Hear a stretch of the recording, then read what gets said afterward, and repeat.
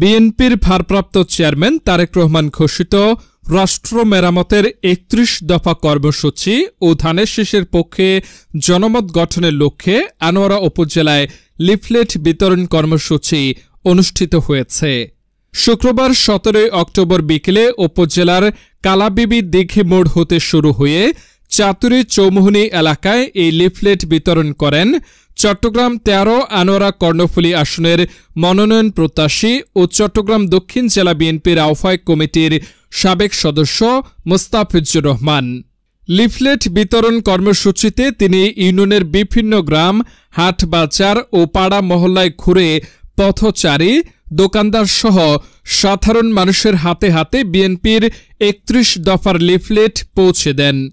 এ সময় গণতন্ত্র পুনরুদ্ধার ও মানুষের ভোটাধিকার নিশ্চিতে বিএনপির আহ্বান জনগণের কাছে তুলে ধরা হয়। চট্টগ্রাম দক্ষিণ জেলা বিএনপির আহ্বায়ক কমিটির সাবেক সদস্য মোস্তাফিজুর রহমান বলেন, গণতন্ত্র পুনরুদ্ধার, মানুষের ভোটাধিকার নিশ্চিত করা এবং দেশে সুশাসন প্রতিষ্ঠার জন্য তারেক রহমানের ৩১ দফা কর্মসূচি জনগণের সামনে তুলে ধরতেই আমাদের এই প্রচারণা। দেশের মানুষ আজ পরিবর্তন চায়, সেজন্যই আমরা শান্তিপূর্ণভাবে এই গণসংযোগ চালিয়ে যাচ্ছি।